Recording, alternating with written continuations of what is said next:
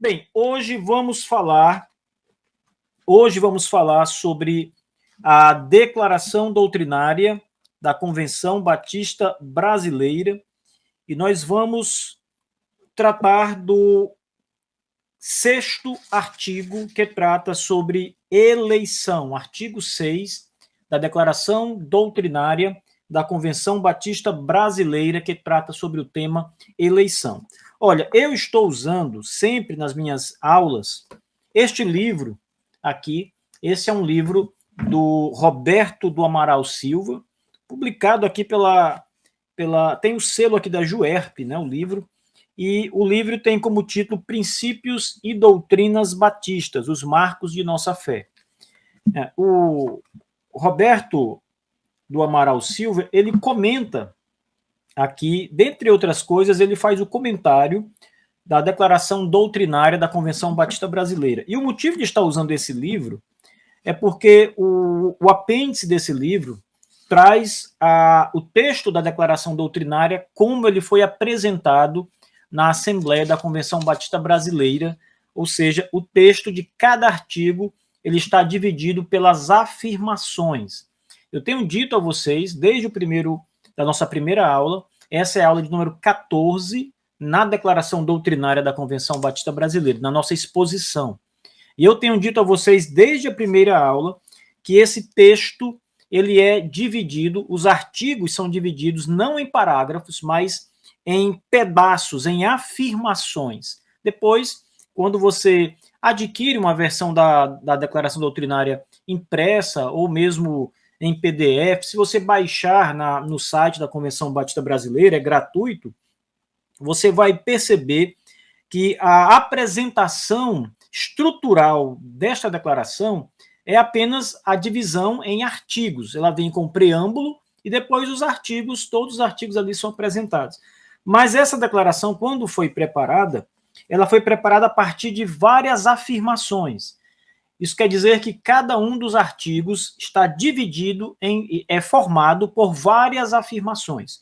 Por exemplo, o sexto artigo que vamos comentar essa noite, ele está dividido em 6 afirmações, e as 6 afirmações compõem o artigo sobre eleição, as afirmações que são feitas aqui, e tem o aval da Convenção Batista Brasileira, tá bom? Só dar essa explicação, né, porque estou usando esse material. Esse livro, o comentário dessa obra do Roberto, eu não gostei muito desse comentário, porque eu achei o comentário muito pequeno. O autor não explorou muito os temas teológicos que são aqui apresentados, tá?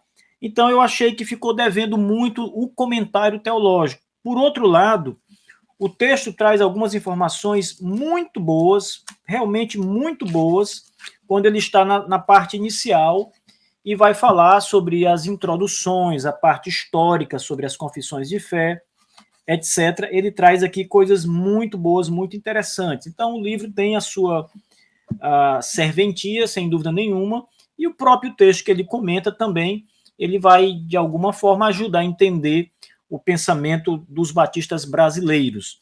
Eu discordo de muitas das interpretações que o Roberto Amaral coloca aqui, inclusive sobre a eleição, discordo aqui bastante das coisas que ele vai comentar aqui. Eu acho que ele ficou muito aquém daquilo que os nossos primeiros batistas, ao escrever essa declaração, tinham a dizer, tá bom?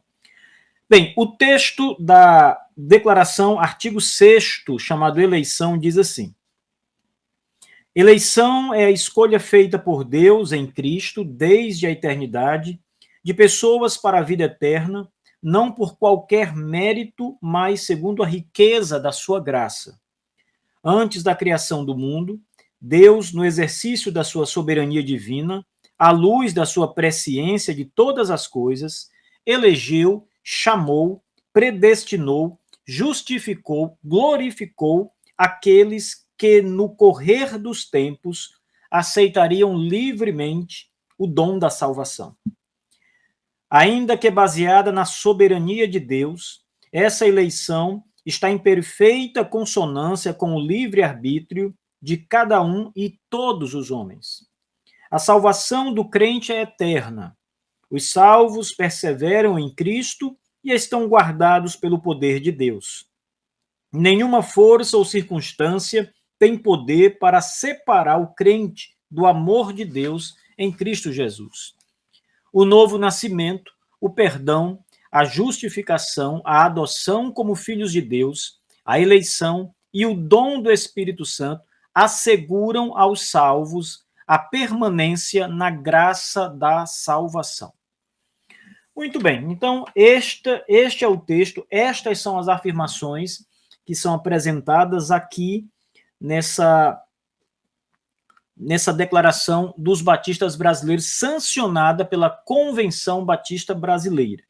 Olha, em primeiro lugar, pessoal, é importante destacar que os batistas, sejam batistas calvinistas, sejam batistas gerais, eles defendem a eleição. Os batistas da Convenção Batista Brasileira também defendem uma eleição. Na verdade, não defender uma eleição significaria um absurdo, porque a Bíblia fala de eleição em todo lugar, em muitas partes. Jesus Cristo falou sobre os seus eleitos, sobre a eleição, em muitos lugares dos evangelhos.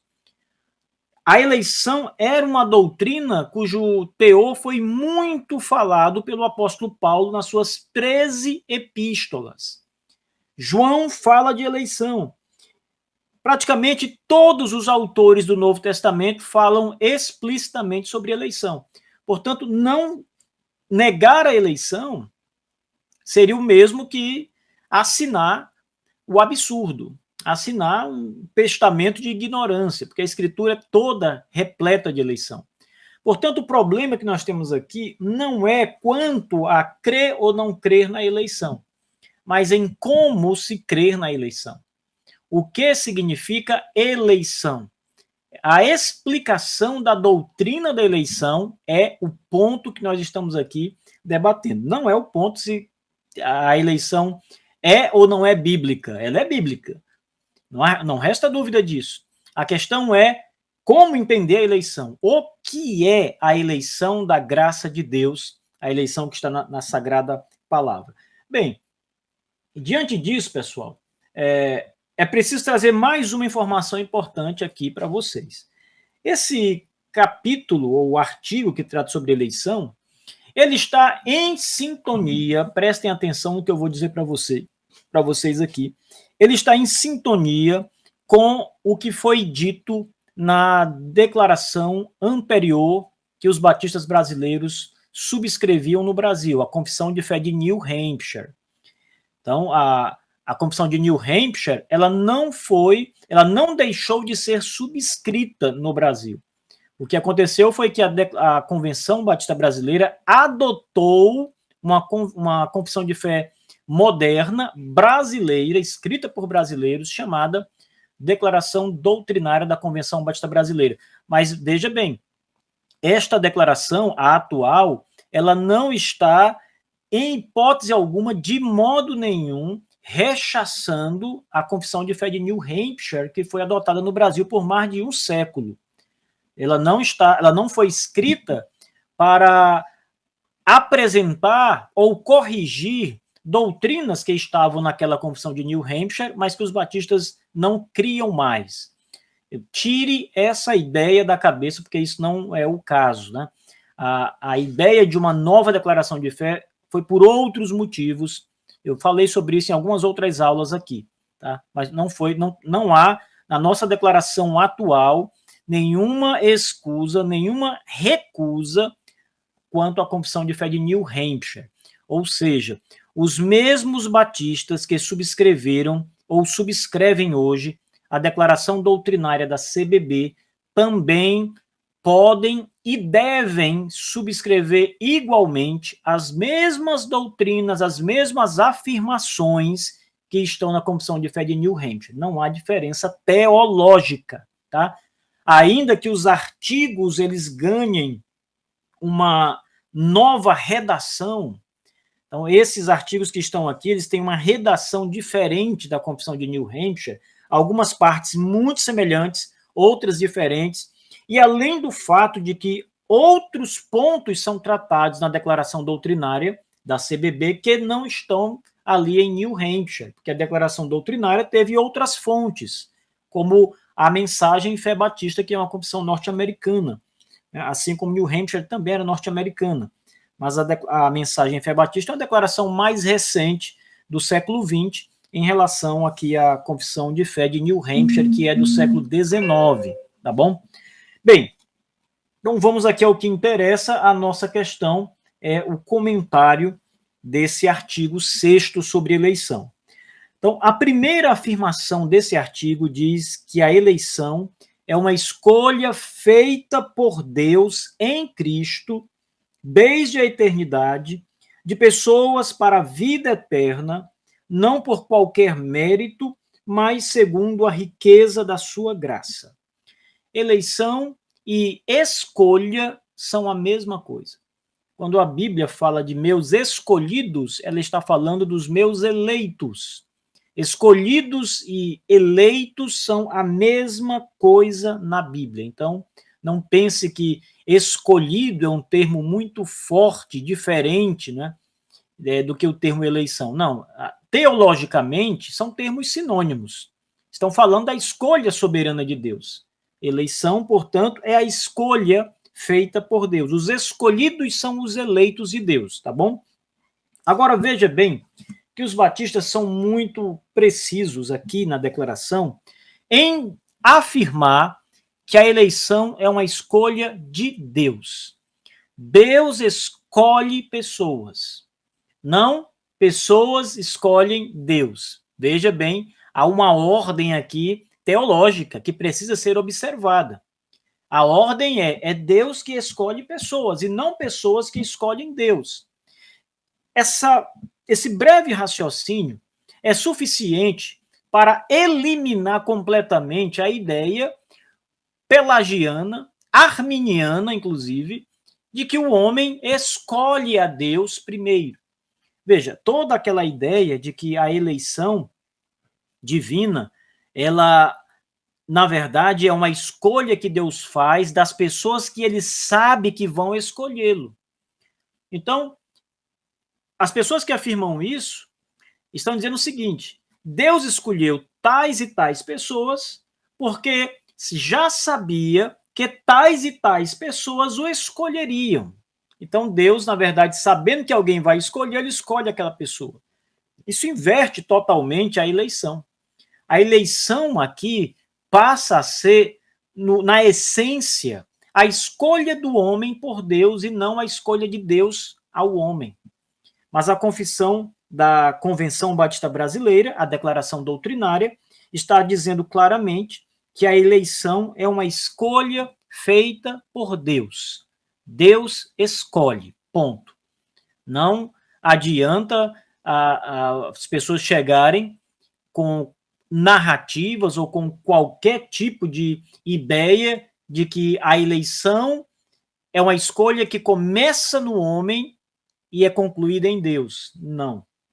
A eleição é uma escolha soberana da parte de Deus, não é uma escolha humana. Deus escolhe as pessoas e aqueles que Deus escolhe virão a ele com fé. Mas é Deus quem abre o processo, começa o processo, dá andamento ao processo e conclui o processo inteiro da eleição divina. A eleição é uma escolha feita por Deus em Cristo Jesus, no Senhor Jesus. Paulo, ao escrever aos Efésios, diz claramente que nós somos escolhidos em Cristo. Então, todos que são eleitos estão eleitos a partir de Jesus Cristo. Eles foram eleitos em Cristo. Eles estão em Cristo Jesus. A eleição é a partir de Cristo Jesus. Não há eleição de qualquer pessoa fora de Cristo. Ninguém pode ser salvo à parte de Cristo Jesus. Portanto, a eleição está atrelada ao Filho de Deus, ao nosso Senhor e Salvador Jesus Cristo. Não há eleição sem ele. Não há salvação sem Cristo e nem eleição sem Cristo. Cristo participa da eleição, visto que todos que são chamados, escolhidos e chamados por Deus, estão em Cristo Jesus desde a eternidade. Eleitos desde a eternidade. Não é salvo na eternidade, mas eleito em Cristo desde toda a eternidade. Então, a primeira afirmação, por si só, é avassaladora. Ela é simples, mas ela é muito forte na teologia. A eleição é a escolha feita por Deus em Cristo. Ora, o nosso Senhor Jesus Cristo falou abertamente sobre isso quando disse a seguinte frase aos seus discípulos: não fostes vós que me escolhestes a mim, antes eu vos escolhi e vos enviei. E o Senhor Jesus Cristo nos ensina nesta passagem que a eleição ou a escolha é feita por ele, não pelos homens. Eu vos escolhi, não foste vós que escolhestes a mim. Eu vos escolhi a vós outros. Então perceba que o princípio teológico, bíblico, que orienta a eleição é a soberania, é a decisão de Deus em Cristo em escolher homens e mulheres para a salvação. É escolher pessoas para a salvação. É uma escolha soberana. Então veja, o segundo ponto importante que o texto diz é o seguinte: eleição é a escolha feita por Deus em Cristo desde a eternidade. Aqui nós respondemos à pergunta: quando aconteceu a eleição? Quando ocorreu a eleição? A declaração doutrinária da Convenção Batista Brasileira acertadamente diz que a eleição foi na eternidade, ou seja, antes da criação dos céus e da terra, antes de qualquer coisa ser criada, antes de qualquer esfera de pensamento, de matéria, de qualquer coisa, Deus na eternidade escolhe aqueles que serão salvos eternamente. Essa ideia da escolha eterna, ela também e uma escolha antes de qualquer coisa vir a acontecer, antes de qualquer coisa ter sido criada, né, mais antes ainda, essa ideia ela também é muito valiosa para a doutrina calvinista, porque mostra que a eleição não está atrelada à criação quanto à questão temporal. Ela não aconteceu no tempo. Ela não aconteceu depois que as criaturas haviam sido criadas. A eleição se dá antes da criação das criaturas divinas racionais, homens ou anjos. A eleição é antes de qualquer coisa, é na eternidade.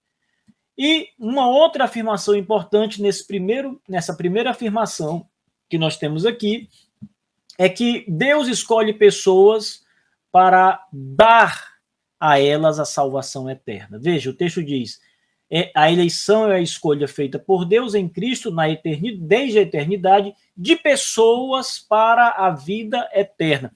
Aqui nós aprendemos o propósito da eleição. Qual é o propósito de Deus em eleger essas pessoas, em escolher pessoas? O propósito é dar a elas a vida eterna. O propósito é salvação. Vida eterna é salvação. Salvação é sinônimo de vida eterna, tá? Então, não é existência eterna, porque a existência eterna toda criatura racional terá. Anjos, os demônios, os seres humanos, todos eles existirão eternamente. Nenhum anjo será destruído, aniquilado. Aquela ideia do aniquilacionismo, que foi inclusive defendida por grandes teólogos como John Stott, depois ele voltou atrás, mas muitos outros teólogos na história da igreja, além deste conhecido teólogo, defenderam a ideia de aniquilação. E a ideia por trás da aniquilação é a bondade de Deus. Essas pessoas dizem o seguinte: Deus é tão bom, tão bom, tão bom, que ele não vai permitir o sofrimento eterno, mesmo dos demônios. Então, o que Deus fará? Deus vai aniquilar, ou seja, vai destruir, e essas criaturas não mais existirão. Então, não sofrerão eternamente, porque deixarão de existir.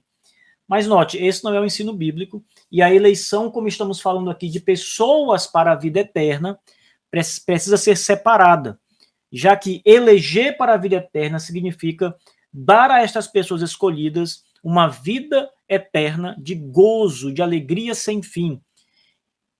E a eleição, ela também pressupõe a reprovação.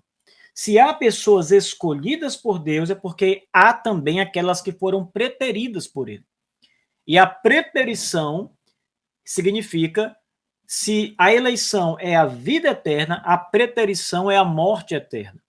Mas a morte aqui não equivale à aniquilação, mas equivale ao sofrimento eterno, à existência de ambos, dos eleitos para a vida e dos preteridos para a morte.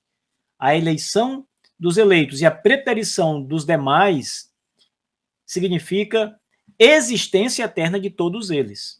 Uns gozarão essa eternidade com Deus, os eleitos, outros, os preteridos, serão eternamente banidos da presença de Deus e de qualquer alegria.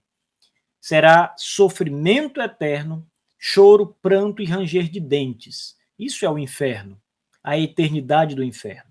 Então, a eleição pressupõe a destruição, não no sentido literal, mas no sentido do sofrimento que não vai ter fim, de homens e anjos, né? Alguns homens ou anjos que foram deixados em seus próprios pecados, e a eleição aponta para essa vida sem fim, de gozo eternal com o nosso Senhor Jesus Cristo. Portanto, pessoas para a vida eterna é o propósito dessa escolha divina. Olha, antes de passar para o restante da explicação desse ponto, desse artigo, dessa afirmação do artigo, é preciso também entender um outro ponto interessante que está por trás disso, dessa eleição eterna de Deus, desse propósito de Deus em escolher homens e mulheres para viverem eternamente com Ele. Isso apresenta, sobretudo, o amor de Deus pelo seu povo, por aqueles que Ele escolheu. Deus os ama a tal ponto que os separou para si mesmo por toda a eternidade e deu a esse povo a salvação. Todos os eleitos serão salvos. Não estão salvos, serão salvos. A eleição é na eternidade, a salvação é no tempo. Então ela acontece em um determinado momento. Mas isso aponta indubitavelmente para o grande amor que Deus tem pelo seu povo, pelos eleitos de Deus. A declaração também diz, e aqui é um outro ponto importante da declaração, que esta eleição Deus não escolheu por causa de qualquer mérito da parte do homem. Veja, não por qualquer mérito. O homem não tem mérito na sua eleição. Perceba bem, mais uma vez, a ideia pelagiana ou arminiana é destruída aqui nesta afirmação. Porque se eu olho para este ponto e digo o seguinte, Deus escolheu tal e tal pessoa soberanamente, independente de qualquer coisa da criatura, não por causa de qualquer mérito dela, mas porque quis escolhê-la.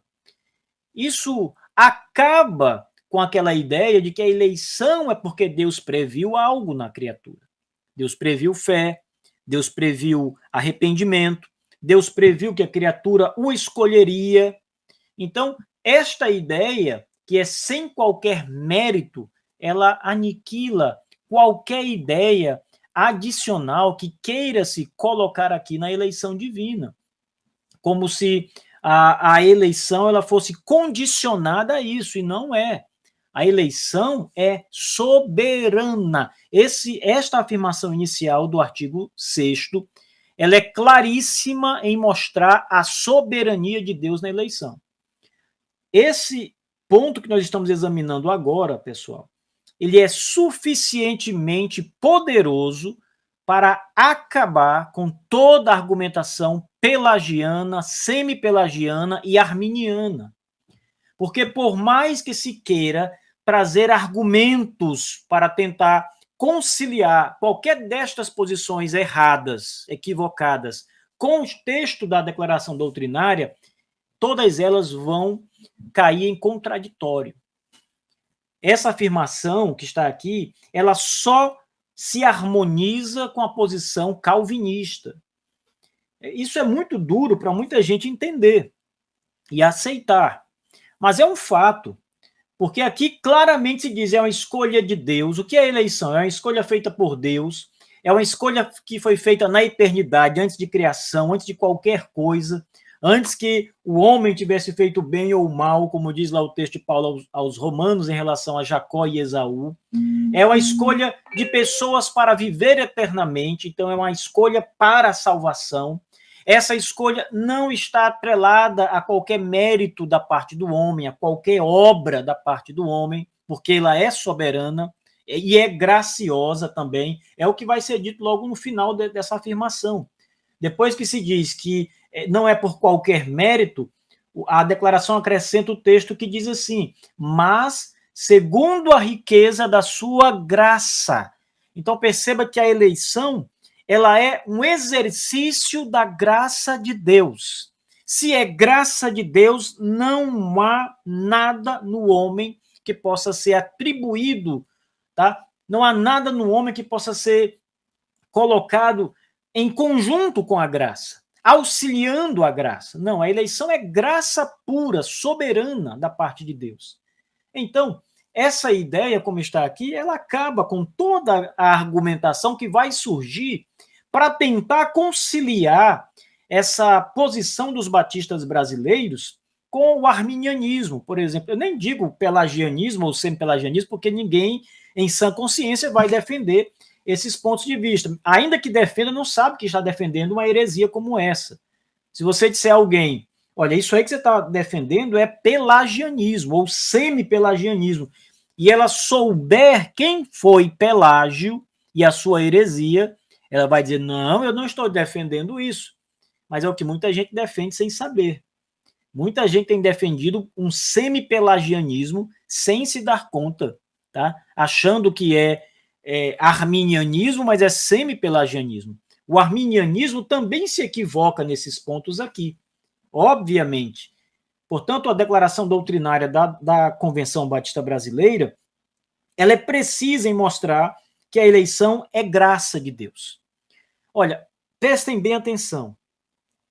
A salvação é graça, a eleição para a salvação é graça de Deus, a fé, segundo Paulo aos Efésios, é graça de Deus, o arrependimento, segundo Paulo a Timóteo, é graça de Deus, tudo, a adoção de filhos é graça de Deus, tudo, absolutamente tudo que acontece conosco é graça divina em relação à nossa salvação. Então, por que o homem insiste muito em participar com o seu braço da conquista da sua salvação? É óbvio que qualquer tipo de atentado como esse vai ser um atentado contra a glória de Deus, porque isto significa roubar a glória de Deus. A salvação é glória de Deus, é uma conquista de Deus. Deus é o grande vencedor. Cristo Jesus foi cravado no madeiro e não nós. Os pregos atravessaram as mãos do Senhor Jesus. Foi o sangue do Redentor que foi derramado no madeiro, no lenho da cruz do Calvário, não o nosso. Portanto, tudo na salvação é de Deus, tudo na eleição é divina. Ora, eleição é na eternidade. Eleição é sem mérito.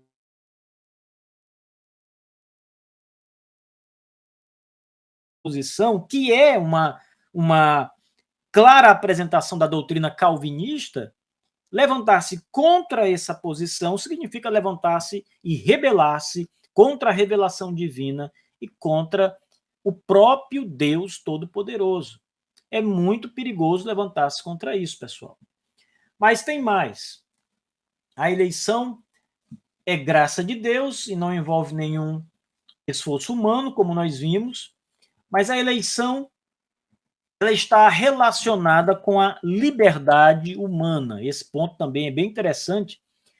O texto da Declaração Doutrinária diz assim: antes da criação do mundo, ou seja, na eternidade, Deus no exercício da sua soberania divina e à luz de sua presciência de todas as coisas, elegeu, chamou, predestinou, justificou e glorificou aqueles que no correr do tempo aceitariam livremente o dom da salvação.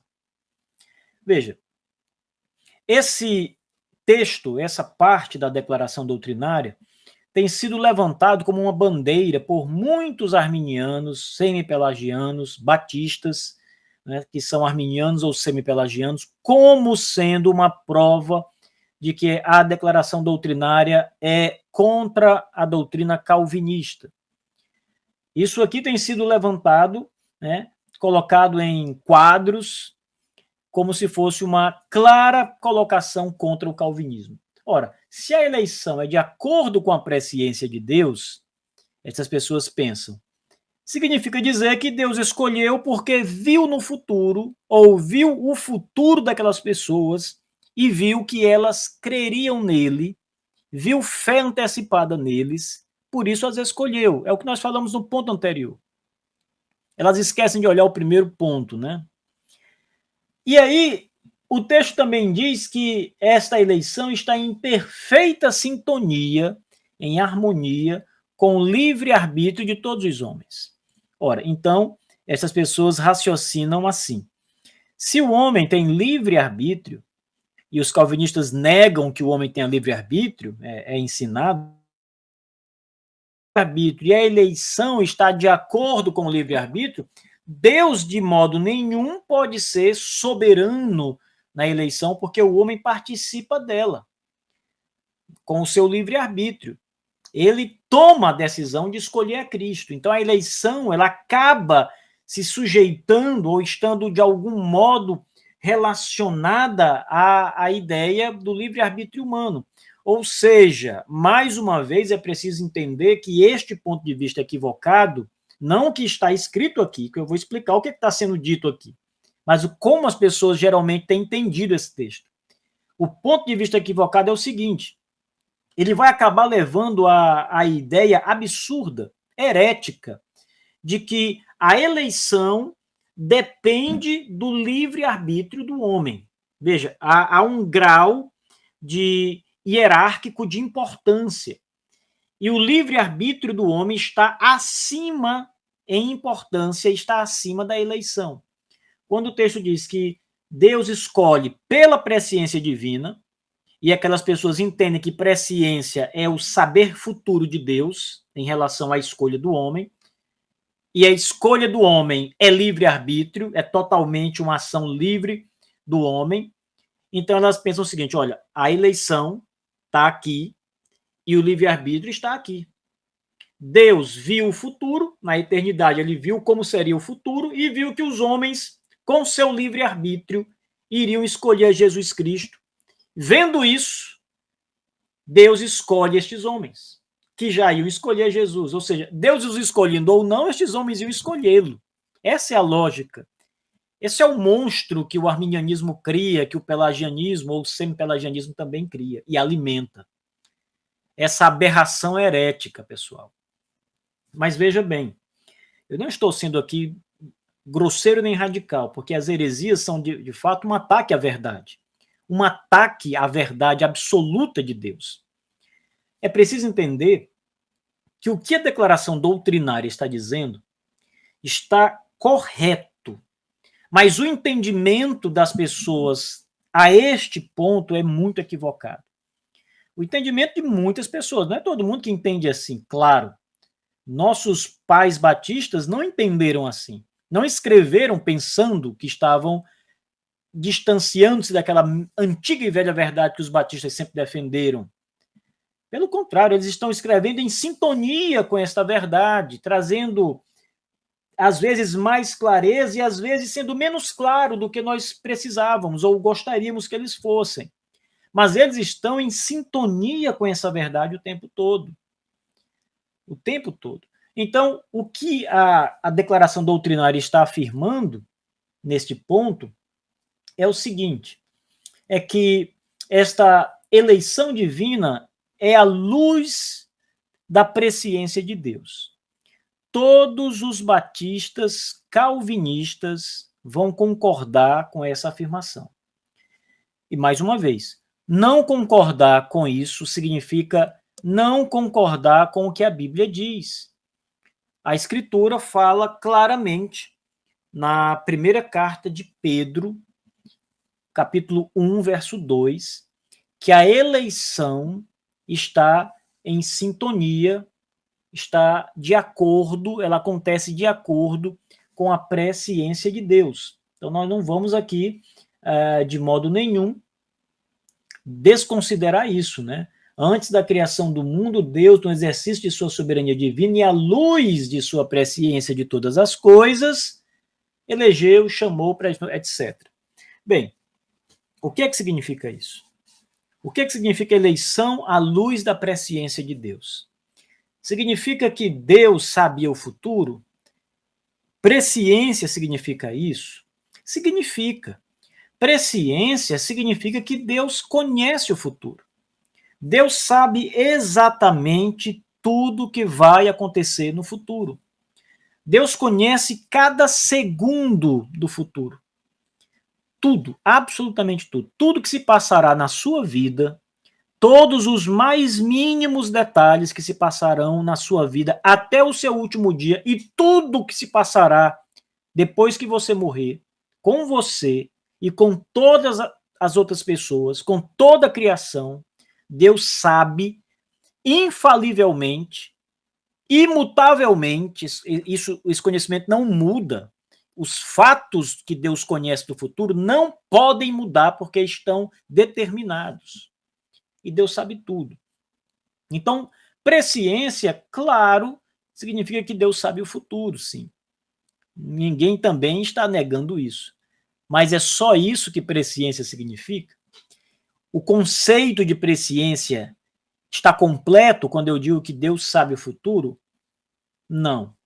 E se nós formos entender a primeira carta de Pedro, quando ele usa essa palavra gnosco, chamando esse pré-conhecimento, né? É uma pré-gnose, na verdade, um pré-conhecimento divino. Se eu for entender esse pré-conhecimento apenas como conhecimento do futuro, eu estou, obviamente, atropelando a exegese bíblica, porque o texto está dizendo mais do que isso. Pré-conhecimento está ligado à ideia de comunhão, conhecimento está ligado à ideia de comunhão íntima. A mais íntima comunhão que você possa imaginar. Nesse livro aqui, pessoal, que eu indiquei para vocês no começo dessa live, eu gostaria muito que os batistas brasileiros lessem este livro, tá? O capítulo 6, chamado Declaração Doutrinária da CBB e o Calvinismo. Nesse capítulo, eu trago uma explicação mais aprofundada sobre este texto. Eu vou explicar aqui algumas passagens problemáticas da declaração doutrinária. Problemáticas assim, porque as pessoas não conhecem ou não entendem o significado delas e acabam distorcendo o seu significado. Deixa eu ler para você aqui um pequeno trecho. No artigo 6º, sobre eleição, é dito que a eleição é a escolha feita por Deus em Cristo desde a eternidade de pessoas para a vida eterna, não por qualquer mérito, mas segundo a riqueza da sua graça. A declaração é enfaticamente bíblica e teologicamente calvinista. Primeiro, ao destacar que a eleição é uma escolha de Deus e não do homem. Ela não se deve ao mérito humano, como uma previsão de fé ou obras de justiça da parte do homem.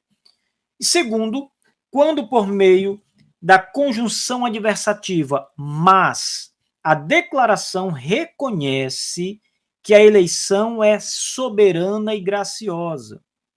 Diz ainda que a escolha divina dos eleitos foi no exercício da sua soberania divina e baseada na soberania divina. A salvação é eterna, eu estou colocando aqui aspas, é eterna, está lá na declaração doutrinária, e os crentes são, abre aspas, guardados pelo poder de Deus, fecha aspas, e irão perseverar até o fim. Há outras evidências aqui nesse texto, né, como eu escrevi aqui no meu livro, que vão mostrar que a declaração doutrinária aponta para uma identificação da teologia calvinista, né? Mas veja, tem mais uns pontos aqui que eu quero tratar com vocês ainda sobre a eleição, especialmente aqui nessa parte que nós acabamos de ver. Deixa eu ver aqui. Muito bem, vamos lá. Vou ler mais um textinho aqui para vocês, mais um pedacinho do meu livro. O texto afirma que a eleição é uma escolha feita por Deus. Em seguida, afirma que a eleição não depende de qualquer mérito humano.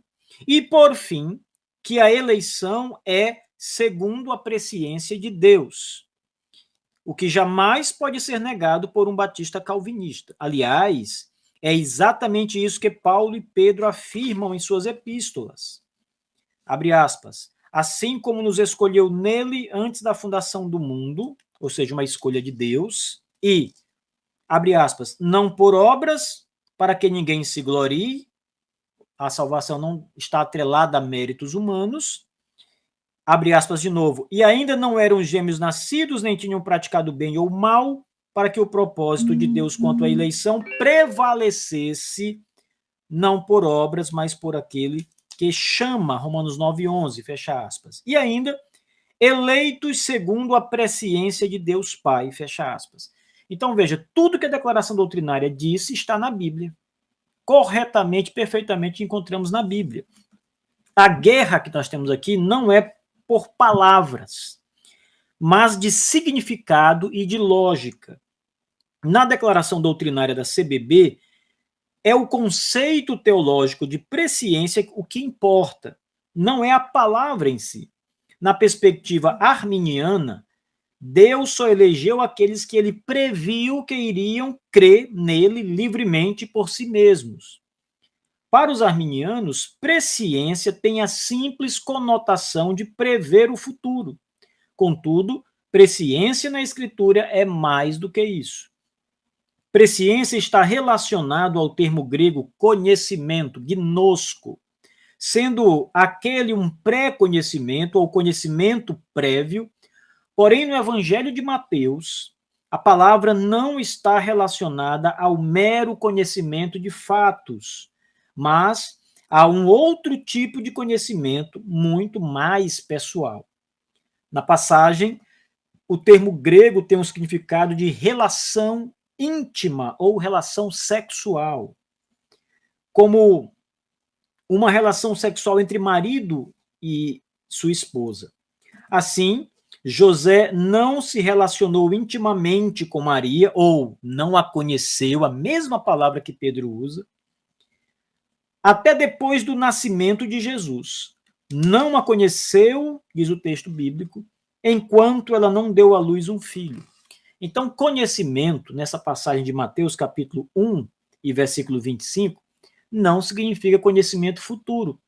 José não conheceu Maria significa que José não teve contato sexual, relação sexual com Maria, enquanto ela não teve Jesus Cristo, seu filho.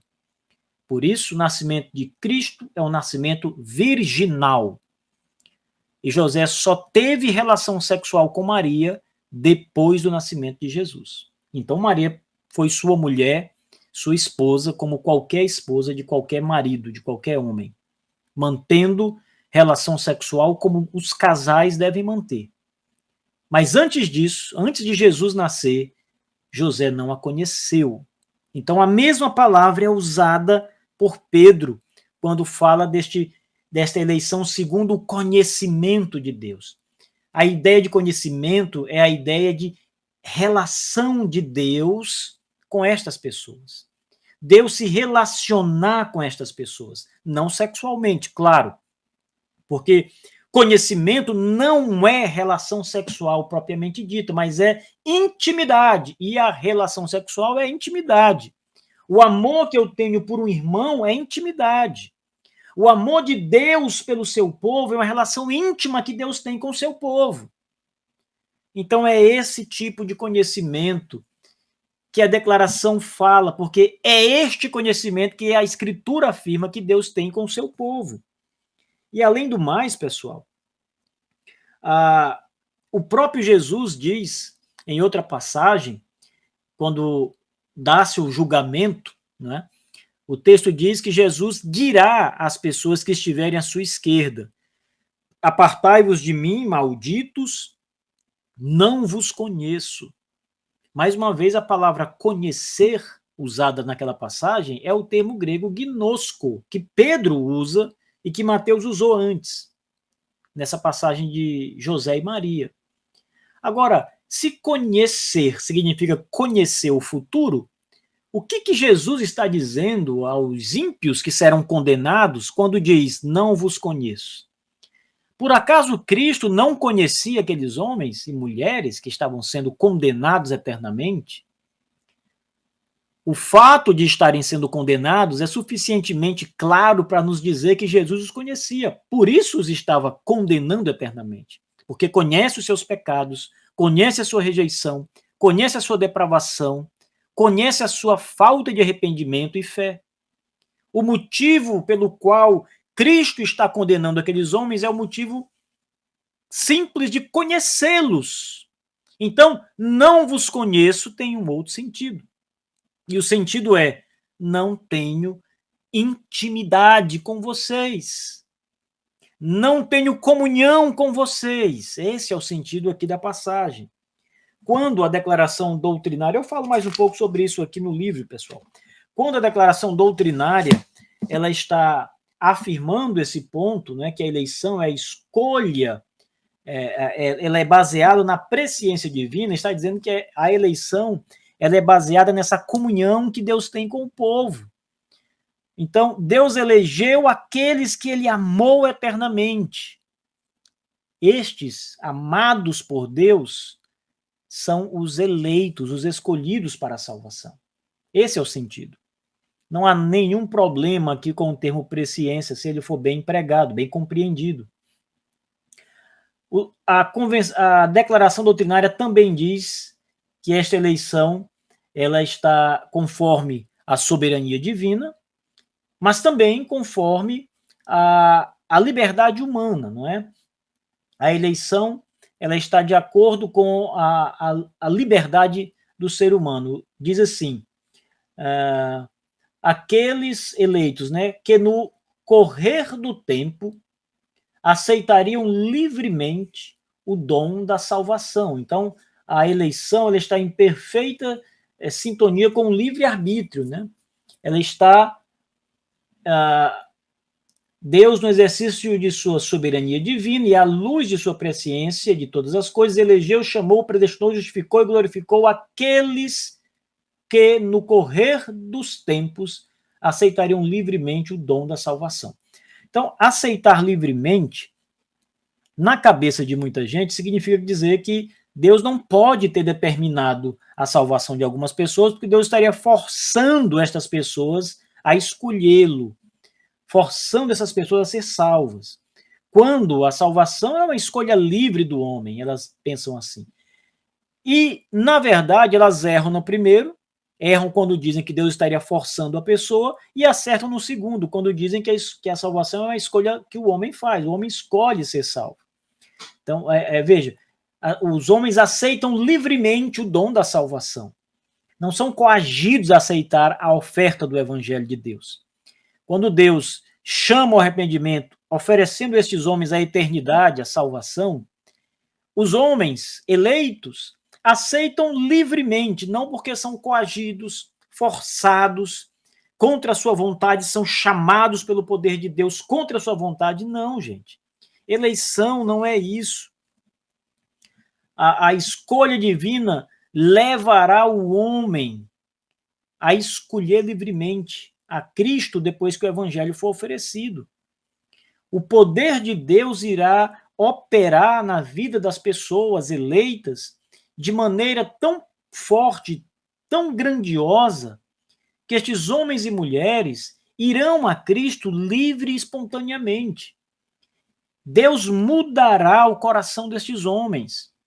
o Senhor mesmo vai fazer uma grande operação da graça na vontade humana, de maneira que essa vontade que era dominada pelo pecado será livre para Cristo Jesus e para escolhê-lo livremente. Ora, essa operação divina vem a partir do convencimento de Deus no coração dos homens, do Evangelho de Jesus Cristo. O Senhor operará de tal maneira no coração dos eleitos que eles olharão para Cristo e amarão o Senhor Jesus Cristo e aceitarão a Jesus Cristo livremente. Então, a eleição não implica numa escolha forçada. A eleição divina não implica em que Deus empurra o homem contra a sua vontade a Jesus Cristo. A eleição não implica uma salvação forçada, uma salvação contra a vontade humana.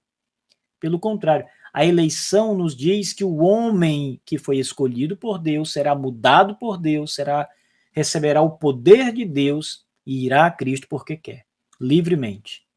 Livremente, sem nenhum constrangimento. Bem, o texto também diz que essa eleição, que levará o homem livremente a Cristo, não anula a vontade humana. Ora, se o homem escolhe a Cristo, primeiro o homem tem vontade, ela não está anulada. E se ele escolhe sem ser coagido, livremente, mais uma vez a vontade está em plena ação. A vontade humana exerce plenamente as suas faculdades, quando antes não podia, por causa do pecado, agora pode, por causa da operação da graça. De maneira que o homem eleito, isso não ocorre com outros homens, ocorre apenas com os homens eleitos, porque neles há uma operação da graça. Estes homens escolherão ao nosso Senhor Jesus livremente, porque suas faculdades, e especialmente a faculdade da escolha, da vontade, ela está livre. E o poder da graça sobre ele é tão forte e poderoso que Cristo é apresentado de maneira muito clara. E ele vai a Cristo livremente. A vontade não é anulada de forma alguma. E por último, pessoal, eleição e livre-arbítrio. Veja, ainda que baseada na soberania de Deus, essa eleição está em perfeita consonância com o livre-arbítrio de cada um e de todos os homens.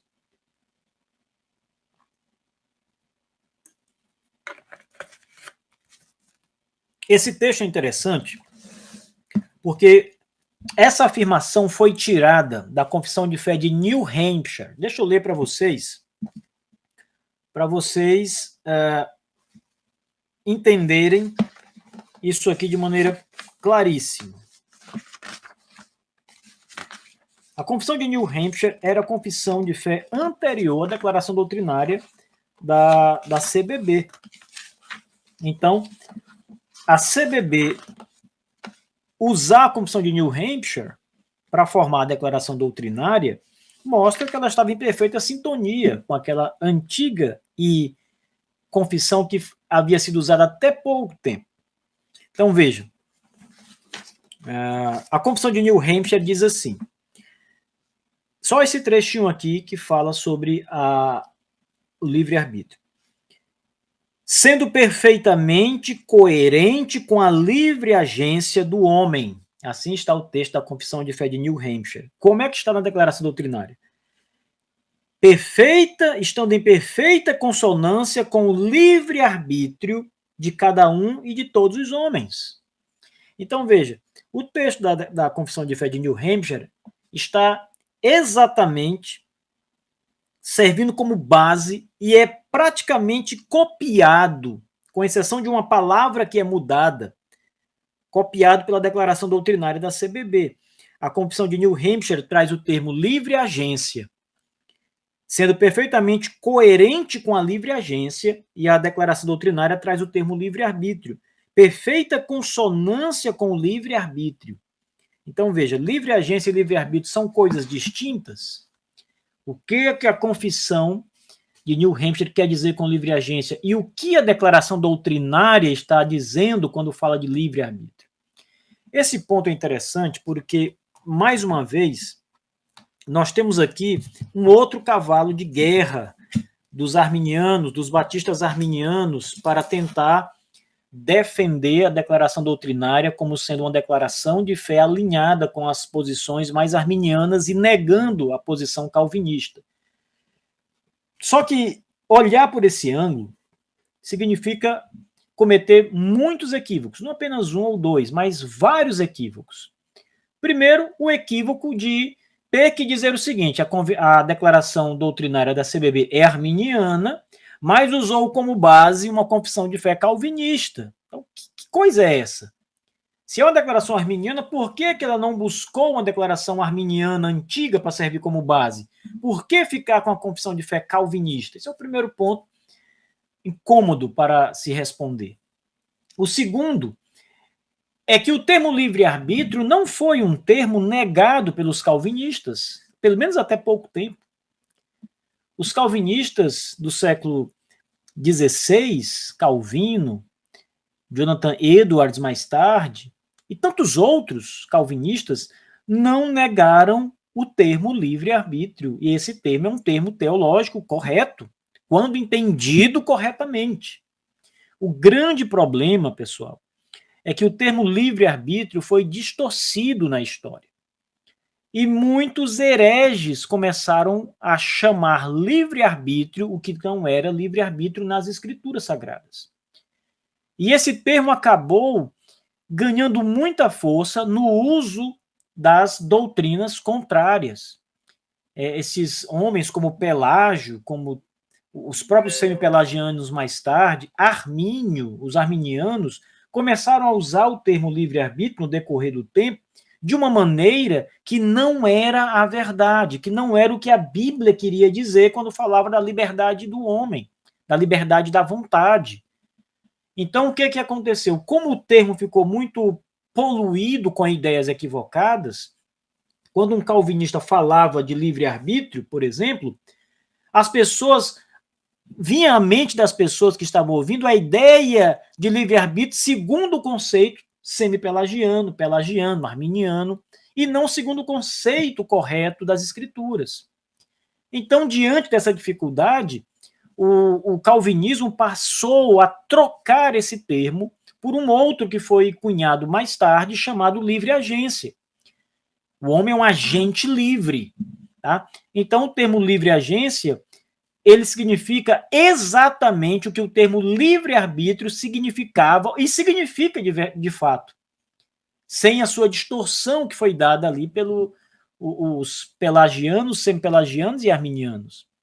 Então, o que a Confissão de New Hampshire fez? Ela não usou o termo livre-arbítrio, porque era um termo poluído naquela altura, e preferiu usar o termo livre-agência. O que a declaração doutrinária da Convenção Batista Brasileira fez? Ela tomou o termo livre-arbítrio e substituiu por o termo livre-agência da declaração da Confissão de New Hampshire. Preferiu, os batistas brasileiros, usar o termo livre-arbítrio. Mas veja, o que os batistas tinham em mente? A mesma coisa que os batistas de New Hampshire tinham em mente. A mesma ideia, calvinista. Veja que o artigo em si é quase idêntico o tempo todo. Diz as mesmas coisas.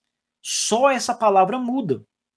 Uma palavra não é suficiente para mudar todo um conceito, o significado de todo um parágrafo.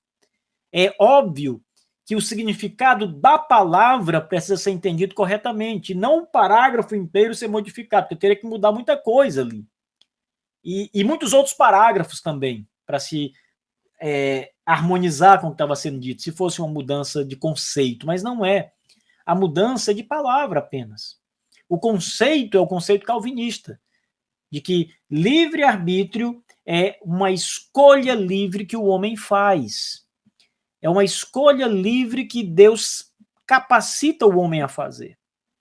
Veja, quando um calvinista diz que o homem não tem livre-arbítrio, ele está querendo dizer não que o homem não tem escolhas, tá? O homem natural, o homem sem Deus, ele tem escolhas a fazer. Tanto as tem quando Cristo é oferecido, ele recusa. Então ele faz uma escolha, ele diz não. Então não ter livre-arbítrio, para o calvinista, hoje significa apenas que o homem não é capaz de querer a coisa certa. Não significa que ele não pode escolher. Significa que ele não pode querer. Ele não quer, ele não tem capacidade de querer o certo. Ele sempre quer a coisa errada. Por isso ele sempre escolhe errado. Isso é não ter livre-arbítrio, como nós devemos entender as afirmações calvinistas. Mas o termo livre-arbítrio significa simplesmente que o homem ele tem a vontade livre para escolher. O seu querer é que não é livre. A vontade, ou seja, escolhas ele tem. Ele consegue fazer escolhas, mas sempre as faz equivocadamente, porque não tem o Espírito de Cristo Jesus. Então, quando o texto diz que, ainda que a eleição esteja baseada na soberania de Deus, essa eleição está em perfeita consonância com o livre-arbítrio de cada um e de todos os homens. Note bem, se livre-arbítrio fosse outra coisa que não. Se livre-arbítrio significa dizer que o homem tem uma vontade independente da vontade de Deus, que o homem é tão livre quanto Deus, Deus não seria soberano.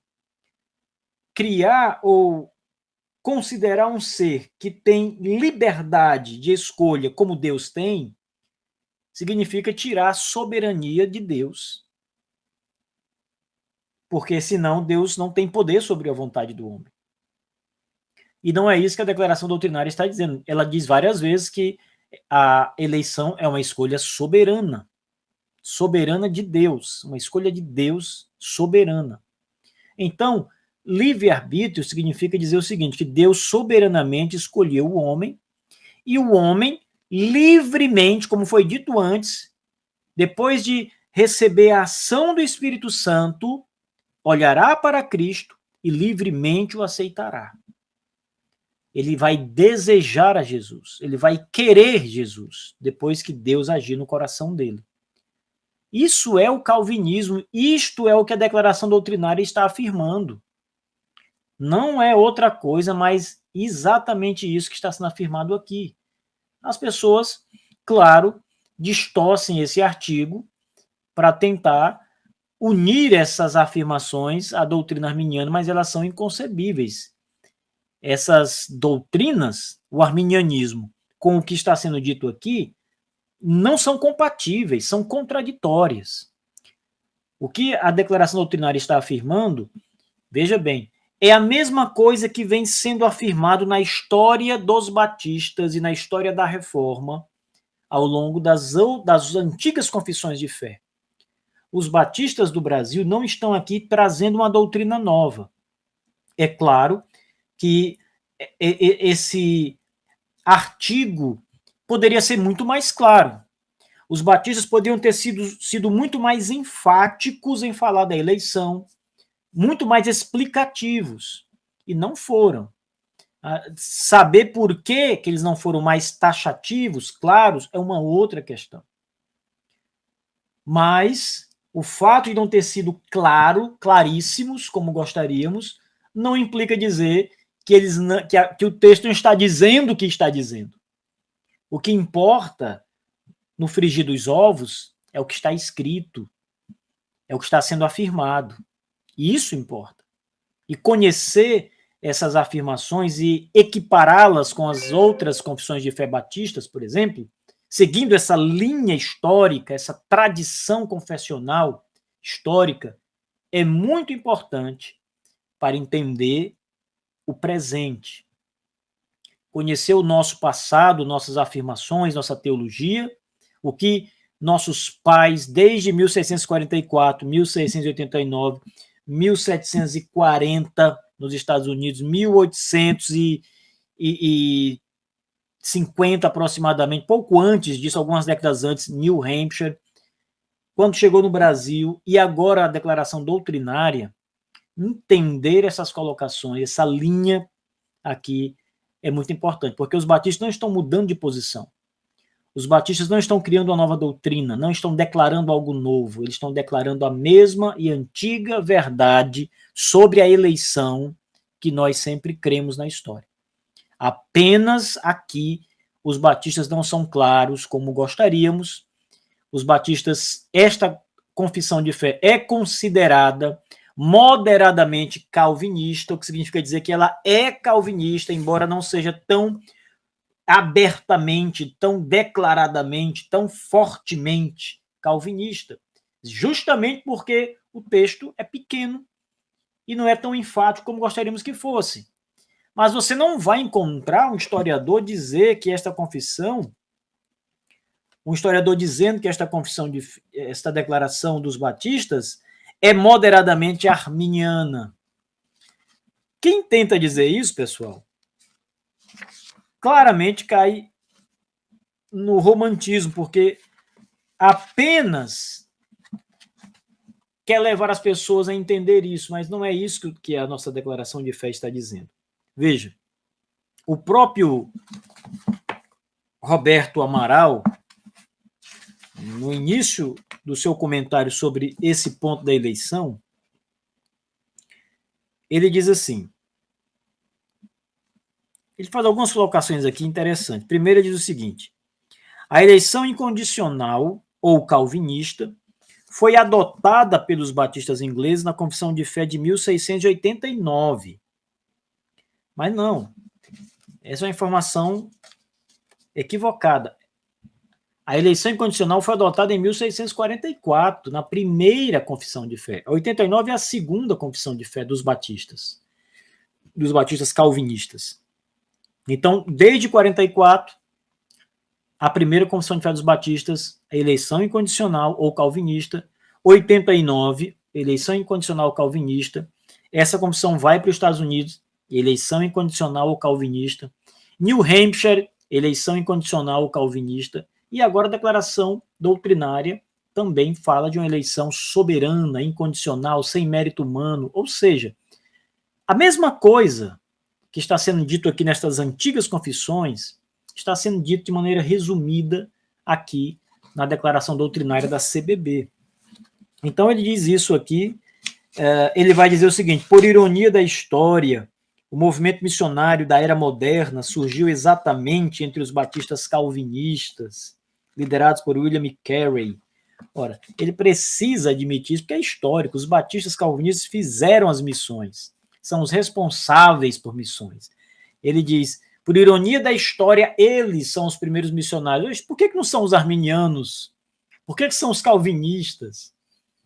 Aqui ele diz, aliás, faça-se justiça, o calvinismo não é sinônimo de falta de evangelização e missões. E aí vai citar Spurgeon, diz, lá em Londres, chegou a ter, Spurgeon, 6.000 membros na igreja, e ainda outras 14.592 pessoas foram convertidas ouvindo a pregação de Spurgeon e foram para outras igrejas. Então, Spurgeon foi um pastor calvinista, como diz aqui o autor, que teve um grande empenho na pregação evangelística e na realização das missões, né? Então, pessoal, tentar mudar esse conceito de eleição na declaração doutrinária e dar a ele um rumo diferente é atentar contra a história dos batistas, a teologia dos batistas e a tradição confessional dos batistas. Essa declaração de fé segue uma tradição, ela tem documentos base e todos são calvinistas. Bem, gente, o nosso programa de hoje vai ficando por aqui. Eu realmente hoje estou com a minha voz hoje não está muito boa, não estou conseguindo hoje falar o suficiente. Alguns pontos do artigo eu não comentei. Na próxima semana, com a graça de Deus, a gente volta a tratar da declaração doutrinária. Então é isso. Até lá, até a próxima semana e que Deus abençoe todos vocês.